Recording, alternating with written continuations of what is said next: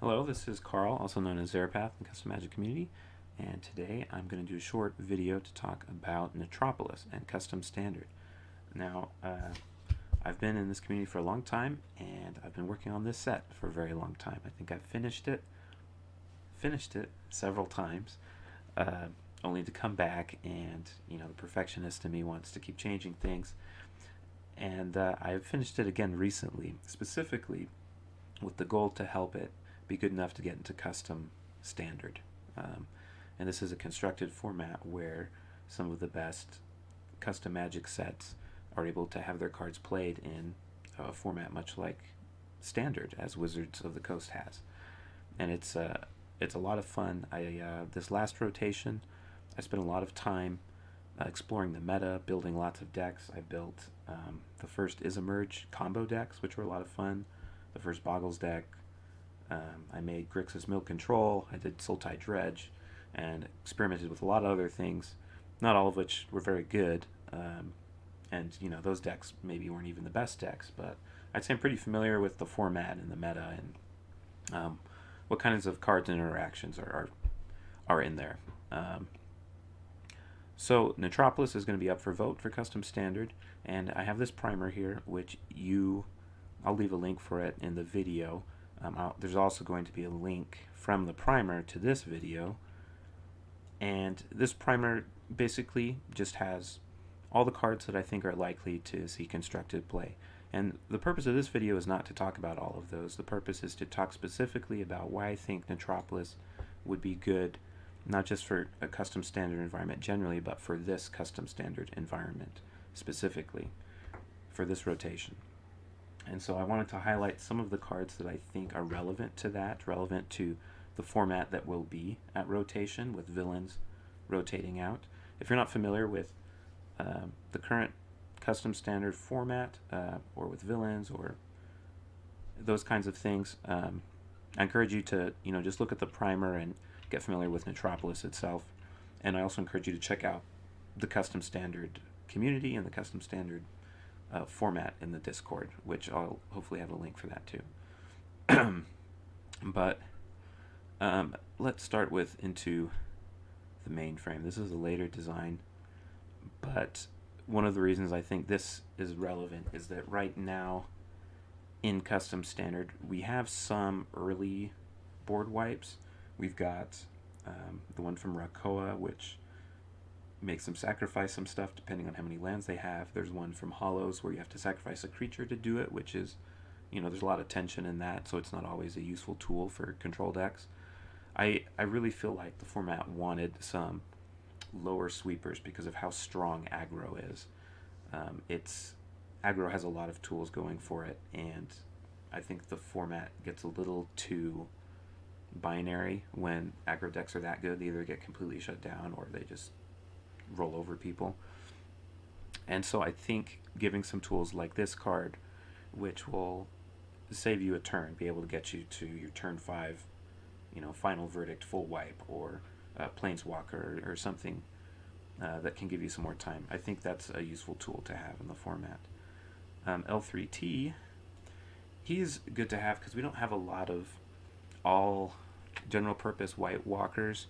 There's an auras focused one, and I think it's good to have those kinds of walkers, but I also think white generally wants some tools other than just removal in this format.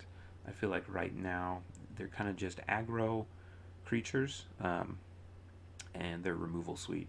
And I think having a good white walker that has some other options to it, can be more controlling, is good for the format.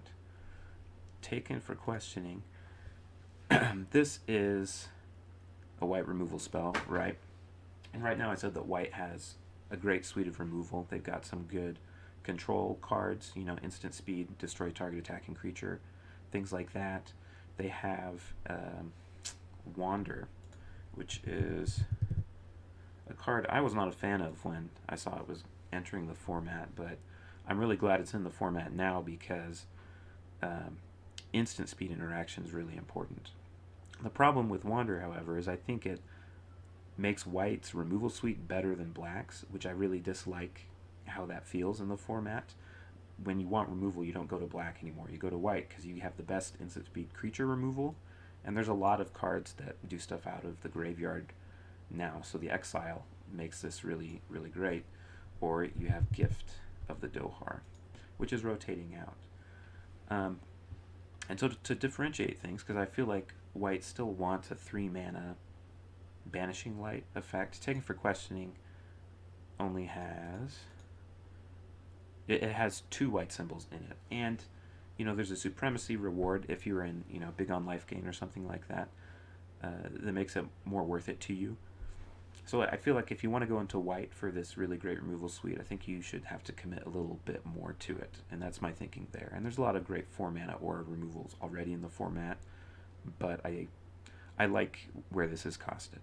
And the Supremacy makes, the battle over the life total kind of interesting. If you have a way to get rid of this enchantment, you also have to do some other things to get your card back. The next card I wanted to talk about was Ancestral Research. Ancestral Research,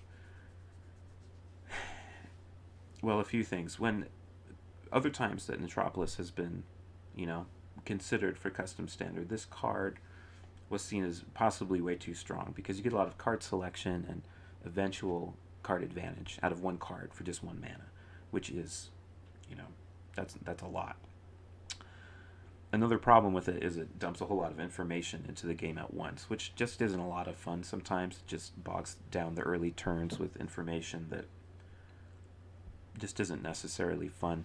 So this was redesigned a bit such that it still synergizes with upload, but not to the point where you can just jam 100 of these and just, fill your board with uploaded cards.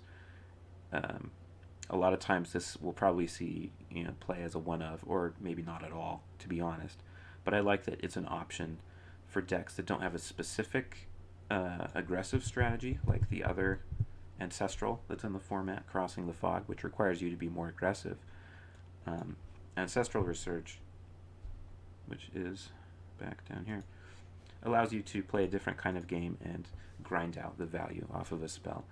And one theme that I noticed in Custard is you really want your interaction to be pretty cheap to be able to deal with these aggressive decks, but there's not a lot of cheap ways to get card advantage off your spells. And I think having tools like Ancestral Research will be helpful for decks to be able to do that. Mask Maven. That's a creature. Those are up here. Okay. This is kind of it's just a tribal card that's kind of poking out towards other sets, something for other sets in Custard to latch on to. If somebody wants to make a rogue deck, they can. I haven't looked specifically at what rogues there are, but I know that there will always be rogues in Custard, and so I like, this is just kind of a bone to throw towards that tribal synergy, because there's a lot of other rogues in Netropolis as hackers. And then let's talk about Talia. Another Planeswalker. There's not a lot of cheap 3 or 4 mana blue Planeswalkers. I don't think there are any right now in Custard. And so I felt like it would be good to have one. This one, Talia does have some specific synergies, though, that you'll have to build around, so she doesn't necessarily fill that slot great. It's just an all-around great blue Planeswalker. But like I was saying earlier, right now a lot of the blue strategies are a little more aggressive and tempo bent, just because of the way the pool is right now. And I wanted to give blue specifically some more ways of grinding out advantage. The +1 helps you ramp a bit, which is a color bleed, but I think plays very interestingly. And it also plays interestingly with other Planeswalkers, if you want to minus them twice in the same turn or something like that. Let's talk about Deep Net. Deep Net I don't think is that great of a card. It's kind of an exciting, flashy card. In Constructed, it will only ever see play in one kind of deck, and that is a mono-black something deck. I think this card and some other tools maybe help make a mono-black deck more possible. There's some things in Rakoa which care about monocolored things, monocolored decks, monocolored strategies, and I really like this card's ability to say, this goes in a mono-black deck, create some strategy around this, and you will get a lot of cards. You will get something from that. I tried to make a mono black control deck in the latest format, and it did pretty well, but it was missing some specific things.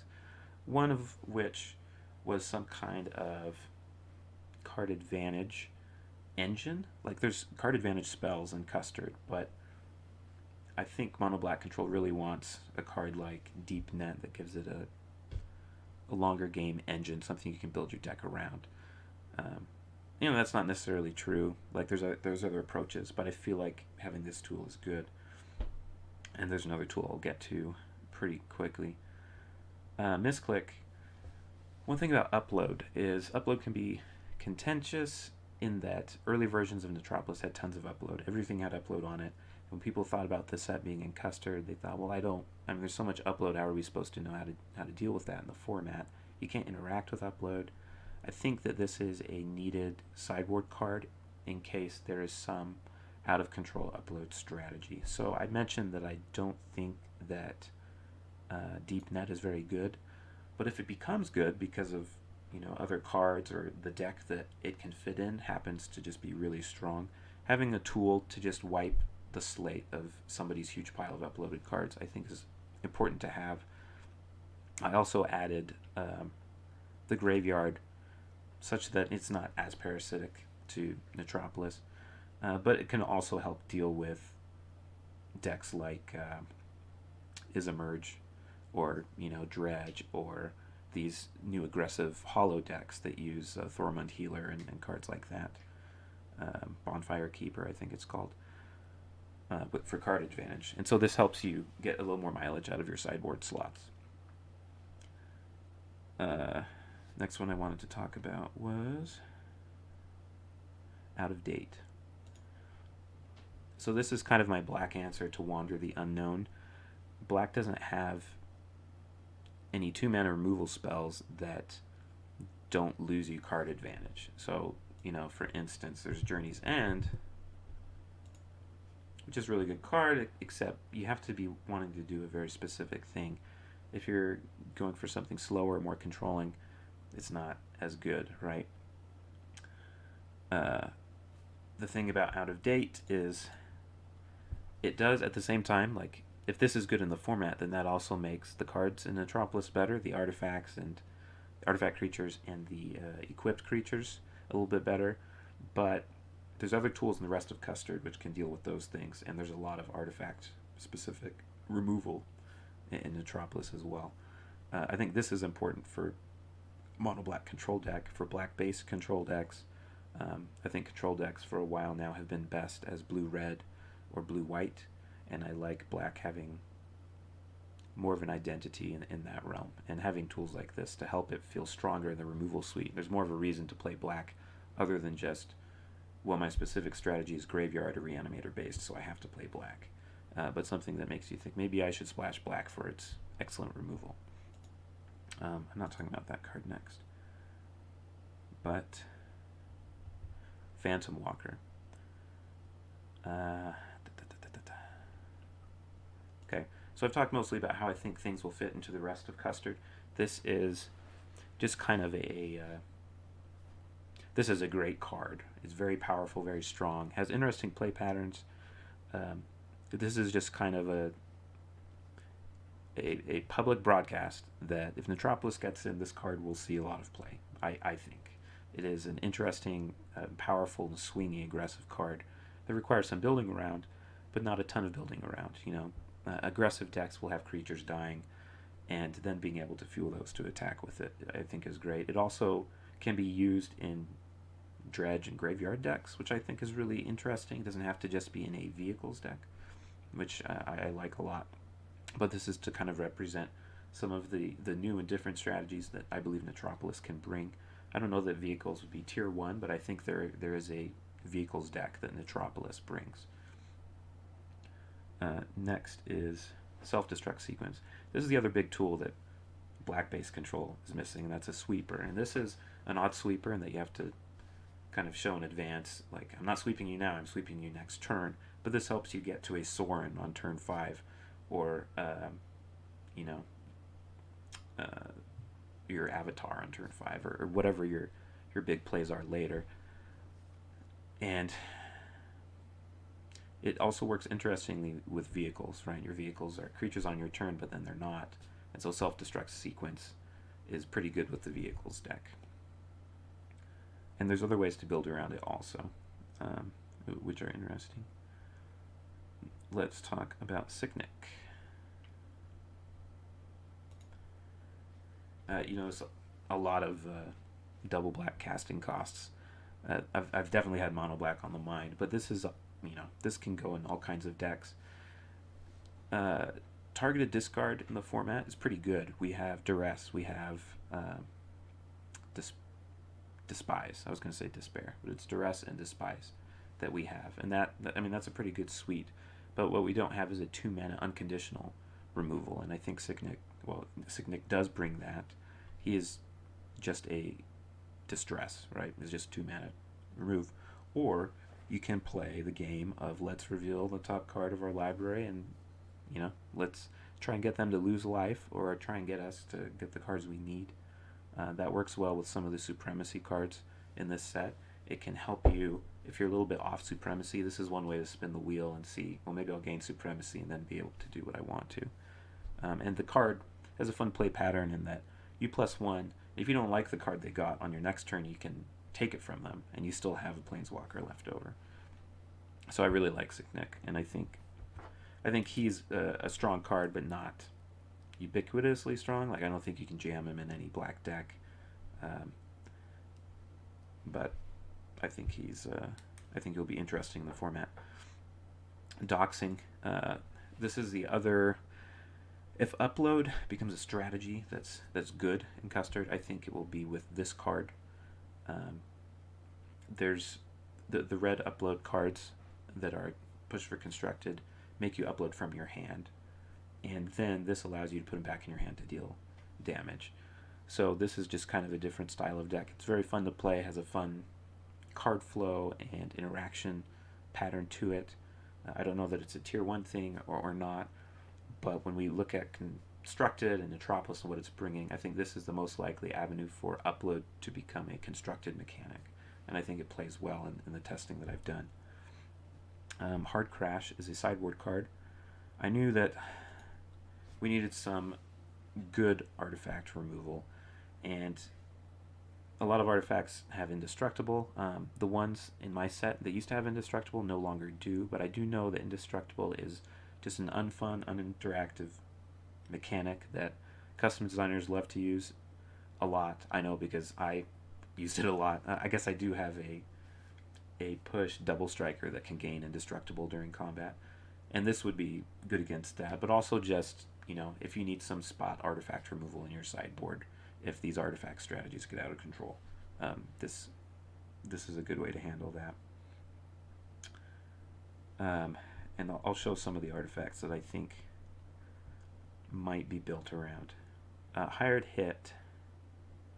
I didn't pull that one up, but Hired Hit is important because we don't have a lot of 3 damage-based removal. We have a sorcery speed Flame Blast in CC18, which is really great, but it is only sorcery speed. It is only creatures, and I think this diversifies the red removal suite in a good way. We do have to be careful with the red removal suite in Custard. In the past, there's been concentrations of too much good red removal to the point that we had to ban some of it. I don't think this would create that problem because there's a natural card disadvantage to using it, which you can then buy back later. But if you're buying it back later, you're losing a little bit of tempo. So you're gaining tempo now to sacrifice tempo later, which is a very red thing to do. And also makes this a bit more situational, but also a bit more interesting, I think. The thing about the red removal suite right now is it doesn't have a lot of great instant speed stuff. Calamit's Gaze is 1 in a red instant speed, deal 4 damage to anything that's already been dealt damage to this turn. But it can't be a proactive, it's not really interaction, it's just burn, the way it's used. And there's the fact that it's instant speed almost means nothing because there's no other good instant speed removal except for, not Phoenix Flames, but Incendiary Revel, which is good, but it's a very different kind of interaction. It's very grindy. It costs 3 to cast the first mode, then 5 the second, and so on. And I think this just fits a good space that's lacking in Custard right now as far as solid instant speed red interaction. And I think red does need a little bit more instant speed interaction the way it is right now. It feels very much focused on our own turn as opposed to what can I do on their turn as well. Lab Wrecker. I think I forgot to pull some of these up. This is, if you're in mono red and you need the sideboard slot, this is yet another way to do it without sacrificing your burn spells to put Hard Crash in instead. You can swap out some 2 slots, 2 drops for something like this. I think it's good to have some incidental artifact hate as well in Constructed. Not a lot, but for some decks to just incidentally be able to remove artifacts, I think would be important if Netropolis is rotating in. And so that's why I've included Lab Wrecker. Mecha Dragon is awesome. I think this would be a curve topper in several decks, and it has synergies with artifacts, and I've got the artifacts in this set to support it, but there's also going to be other interesting artifacts in other sets that, maybe you have a few of those in your mono red aggro deck that you splash in that makes this all the more exciting when it comes in. So this is another one of those cards like Phantom Walker that's just, this is an announcement. I think this card would make waves if it were to come into Custard. It's expensive enough, I don't think it's a problem, but I think it's attractive enough that it's worth considering for your deck. Short Circuit, this is one that I've gotten some flack for, namely from Caliber, because for a while in Custard we had all this incidental exile based removal where the creatures it kills, everything gets exiled. Currently we have Pillar of Flame, which does do that, but I feel like this effect is really needed right now. The hollow mechanic was redesigned, and it's led to some really, I think, incredibly strong, perhaps overly strong, but that's another debate, creatures that just have a ton of staying power. So like, it's stupid to ever remove this, and this card makes aggro decks just terrifying. Like, you just can't deal with them. And the fact that it's easily main deckable, it's a bear that with retrace essentially, right? You can just recast it if you want, but it also completely immunizes the aggro game plan against most other decks' best way of dealing with them. Some kind of board wipe is absurdly strong. And we do have Pillar of Flame in the format, but these decks often are running, you have all kinds of weenies on the field. I feel like it's highly appropriate to have something that can sweep in some way and exile the things. There's also a lot of Aristocrats decks. A lot of sets that in Custard right now have pushed Aristocrats, specifically CC18, because it had the Morbid theme, and so naturally it has Aristocrats. And then Hollows has a lot of, obviously Hollow mechanic and other ways that makes Aristocrats an interesting and fun deck. And I think this is a really important tool to have Short Circuit, to be able to get rid of, spider tokens without triggering a death trigger, things like that. So I stand by this being able to exile. I think it's important for the format. Street Hacker. Okay, 1 mana 2/2. This is similar to Hired Hit. You lose tempo later to gain it now. It has some kind of evasion that's related to you downloading your cards. It used to be it would just make target creature not be able to block at all, but that became really swingy, especially in multiples. You could just never let them block, and there wasn't much they could do about it. So I made it specific to Street Hacker itself. This kind of replaces Tybalt, which is leaving Custard, which has been a great card that's been nerfed in all kinds of different ways during its time. I don't think we have to have a 1 mana 2/2 in red. And there's a lot of other great one mana options in other sets. So this isn't filling a hole. But it's a really interesting spot for a creature to be, I think, uh, with this mana payment, where you have to, upload a card from your hand. I just think it plays very well into things like doxing and hired hit, and um, I think that creates a nice red package that players can use in their aggressive decks. That is more interesting with their turn management and how they spend their mana than just jamming all of the weenies up and down the curve. So I think it'd be an interesting replacement for Tibalt. Even if it's just by itself and you don't have any other upload synergies in the deck, I think it's a strong potential inclusion. A lot of the red cards that I've pushed for Constructed don't have haste, because that's one aspect of the red deck right now, is there's a lot of haste. There's a lot of other methods of evasion, a lot of flying. Obviously, Mecha Dragon has both of those things potentially, but it requires a bit more synergy.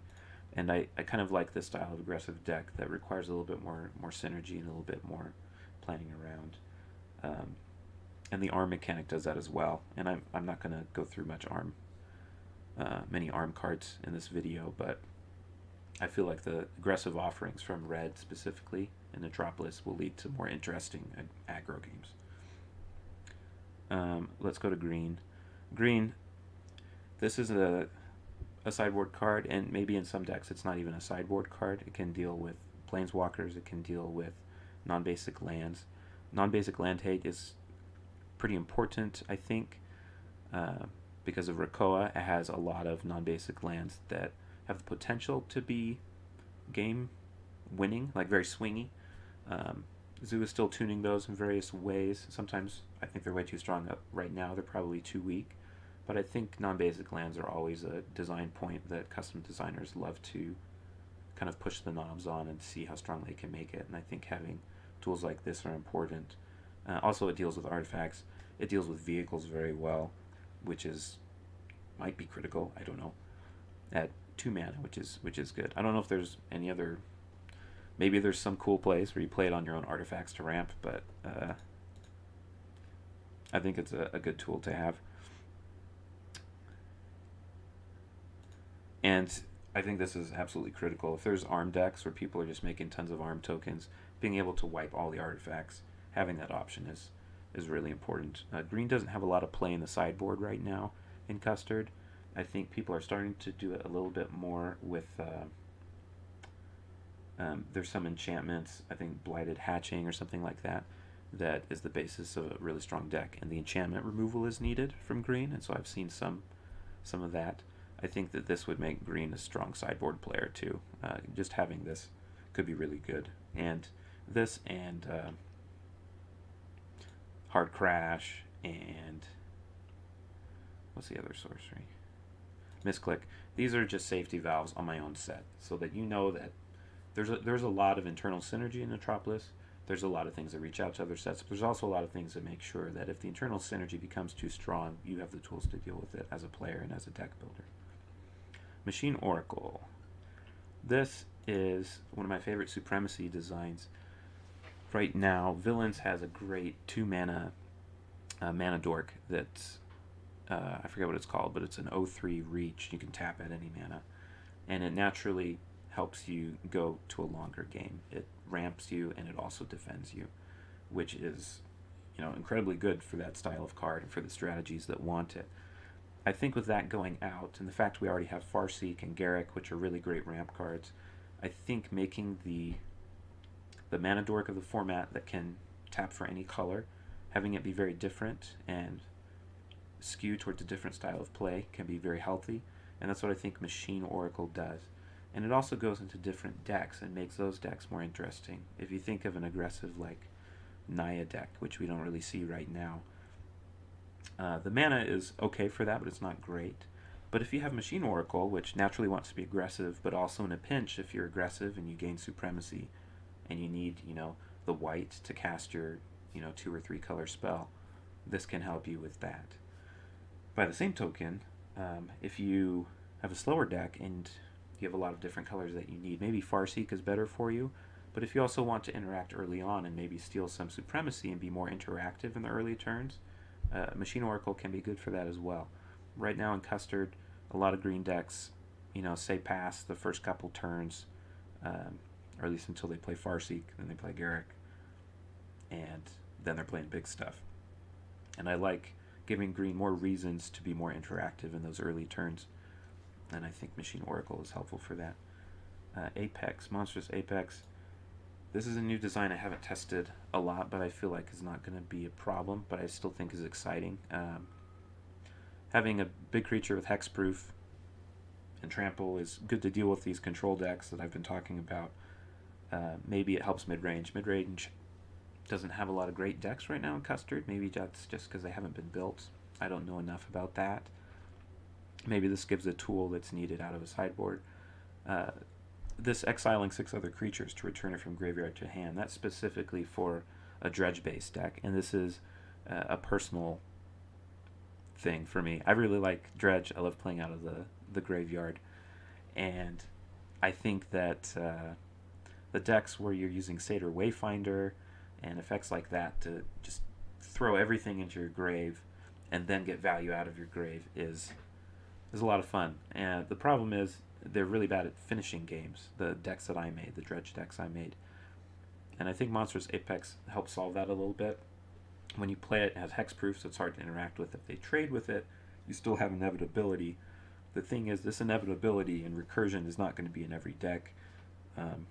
Mid-range decks may not have lots of creatures that will allow them to infinitely recur this, so if it's dying to Death Touch or combat, things like that, then, or sweepers, that recursion isn't always live. But there are decks where it would be very live and be a very powerful card, and I think that's okay. It is a card I'm going to watch, though, because the fact that it's big and it can't be interacted with on some axes, and it can be recurred in certain conditions, that could be a perfect storm, but I think it's specific enough and there's enough ways to deal with it that it's not going to be a problem. Enforce Ranger, I mentioned the Boggles deck. Rakoa and Hollows seeded a bunch of auras and creatures that make a great Boggles deck. However, they don't have any 1-mana Boggles. There is, however, a 1-mana Boggle in Villains, which is leaving us. It's kind of a weird design, because it's a 4/4 hexproof, but it starts with counters. When you play traps, you remove the counters. The problem is no one's playing traps in Boggles decks. I did have some in a sideboard, but I never ended up needing to use them. I think it's good for the 1-mana Boggle to be rotating out. I still think the appeal of the 1-mana Boggle is very strong, and I think the Boggles deck wants it. The thing I like about Enforce Ranger is it has to earn the hexproof. You have to build it up and get it. There's a lot of ways to gain life in Boggles, and so it could be very easy to do this, but it's not as automatic as Duskwood Hermit was. It has some evasion, like if you play this turn 1, in many cases it's going to be effectively the same, but not all cases, and when you draw it late and you're behind, it's not going to be as good. I think this seeds well into that deck, and I'm excited to try it. Sapien Sergeant. I mentioned how most green decks these days very ramp focused, going up the curve. Something I think green is missing is really strong mid-range threats at the 4 slot. Garruk is an absurdly powerful card. It's not even a custom card, which makes me just kind of dislike its place in the format just because of that. And so this is kind of another option that's very strong on a different axis, a different strategy, for green to start beating face early. And this kind of goes well with Machine Oracle, with that same strategy of maybe green wants to be more aggressive, maybe green wants to gain control of the board in ways outside of just ramping. So yeah, that's that guy. This has probably gone longer than I intended it to, so I'll zoom through these. Server Shock, I mentioned how controlling decks don't have a lot of ways to interact and gain card advantage early. I mean, that's a really strong combination, obviously. But they need to interact with cheap spells, but they also need to get card advantage with these cheaper spells, with other cheaper spells. and this has them both together. This is like Electrify from Anchoret, except Electrify the Soul, except it's not nearly as busted for obvious reasons, but it's still quite strong, I believe. So this is another way for decks to get a little bit of card advantage while interacting against those aggro decks. And it also goes really well with the Doxing deck I talked about. Stirring Pride. I've had some absurd Boggles games where neither player had Trample, but each player had lots of lifelink, and so we had absurd life totals, but no evasion, so we just hit it up against each other, and I won a game by decking the other person when we both had like 300 plus life points. It was pretty ridiculous. It's really important to have a good Trample Aura in a Boggles deck, and right now the best Trample Aura to have in Boggles costs 5 mana. It's a little silly. This type of aura, like we've seen this kind of thing before, Supremacy gives it, the Rancor ability, which is good. I mean, the Boggles deck already has ways to recur its auras, but the main point is this gives Trample and Lifelink in the same thing at a fairly cheap cost, which is helpful for the Boggles games not becoming just stupidly long and ridiculous. So I think that would be useful. Okay, 2 more things. Supercomputer. This is a build around, built around tutors. Anytime you search for a card, you basically get a free demonic tutor, and you put that card into your hand. Pardon. I don't know if it's too strong. I mean, you have to tutor twice for this to, well, I don't know. I've built some decks around it just with Netropolis cards. I think there's a lot more interesting searching, like, Evolving Wilds and the fetch lands that are in Netropolis basically give you, free tutoring all the time. I'm pointing this out because I think this creates the potential for a toolbox deck that, there isn't really in Custard right now, with the ability to find specific silver bullets against your opponent's strategies. And this is also a build around artifact that may make artifact hate really important in sideboards, even if my more aggressive artifact creatures aren't getting played.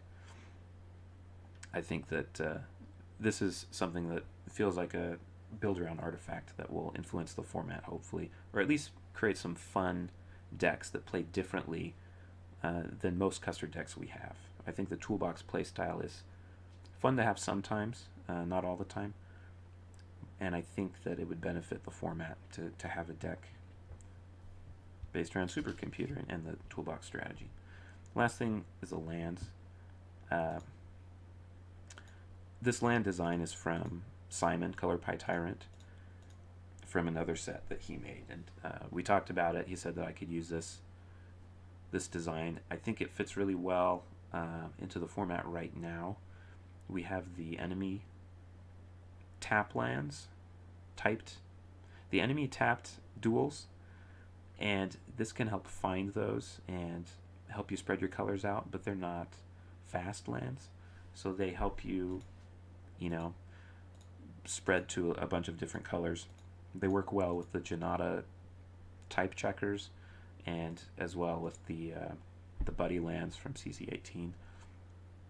I think they fit well with the other lands, and they play in a different way than the other lands do. We don't really have fetch duels right now, and so having them, I normally don't like fetch duel design, but I think on Cockatrice, which is where Custard will be played, it's very seamless. It's not an issue. It also has fun synergy with Supercomputer, which may be too strong, and I'll watch for that. But I think these lands do a lot of interesting things for the format. The lands they're replacing from villains enter untapped and cost you some life. And so what this does when Netropolis would rotate in and villains would rotate out, the lands would change such that we'd lose the utility villains, enemy tap lands, and we'd also lose the allied untapped aggressive pay 2 life when they enter play lands. But you would get a lot more flexibility with your mana base with these, and lose a little bit of speed, which is just another dimension to the mana base. These help, I think equally they help both the shard and wedge mana bases, because in the shard mana bases, if you have like, okay, if you're in Jund, say, you could have these and the Rakoa lands, and you've effectively just made 12 of those. 12 different ways for your ally buddy lands to come into play untapped, which I think is very strong. Yeah, okay, so that's Netropolis. Those are some specific decisions I just wanted to talk about. I mean, I could talk about all the cards and what I think they will do or won't do, but those are ones that I wanted specifically to talk about as far as their impact on Custard. I hope you vote for Netropolis. I think it will be very fun and do a lot of great things for the format. I'm excited to see whatever set comes in. There's a lot of great ones nominated. And if you do vote, I hope that you play in the format. It's a lot of fun. If the set you don't like makes it, I think it's still really useful to you to spend the time to play the format. There's a lot of great designs out there. It's a lot more fun to play the cards than it is to just look at the sets and decide which one you think is going to be the best or the most fun. And in the constructed playtesting I've done with my cards, it's been a blast, and I think it will be good for the format, and I hope to have your vote. Thanks for listening, and I'll see you guys later.